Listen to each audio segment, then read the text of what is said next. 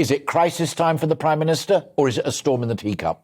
Yeah, it's a storm in a teacup. But just very quickly, my book's not actually about lockdown. It's about the behavioural science approach and the fear-mongering to make people follow the rules. But you did analyse my interpretation of lockdown correctly. No, I think this is really a hook for which people can hang their moral outrage. Look at the Labour Party and the Liberals already. I think you were absolutely right when you were talking to Tom there that they have shot their bolts.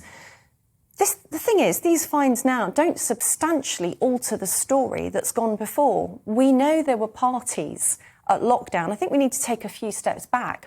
What's actually wrong with these fines is they criminalised perfectly normal, banal, yet necessary and fundamental behaviour. Yeah, although, as Tom Harwood pointed out, there's one crucial twist to it, and that is that it also proves that the Prime Minister did not tell the full, undiluted truth on several occasions, not least in the House of Commons. That, in some respects, is an even greater offence.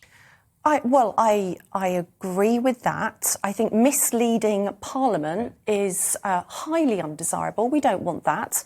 I'm sure it won't be the first time. It should be judged in a bigger context. I think what's worse is the public were misled. Yeah. And to go back on why I'm saying that, everybody at Downing Street parties, all these breaches of rules that have led to the fixed penalty notices, they clearly didn't feel their lives were in peril. So the people closest to the data, the people closest to the scientists and SAGE and NerveTag and all the rest were quite happy to go to parties. They didn't feel like their lives were in danger. Sure. And we were just, as you were talking, for people who are listening to us on radio rather than watching on television, we put up the other famous picture taken, we think, from a window. That's Allegra Stratton, who's the short-lived Prime Ministerial press spokesperson who joked about wine parties. But the image earlier than that was the one thought to have been taken from a top window in number 11, which showed people out on the patio, the veranda, socially distanced, but still clearly more than two of them. Take you back to something you said a few seconds ago, which in my mind is the absolute key to it, and that is what the public think.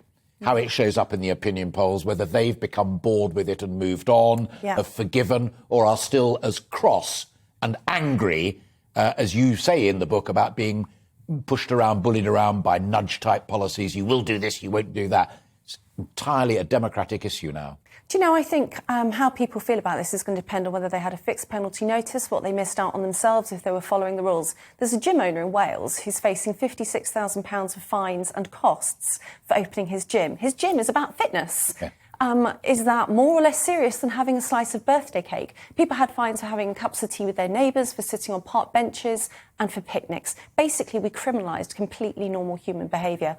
I would say people probably have moved on, and when it comes around to the next general election in 2024, people won't care about this. What they will care about is the cost of living crisis. I don't disagree with that either, Laura. Interesting, that point about the cost of living crisis.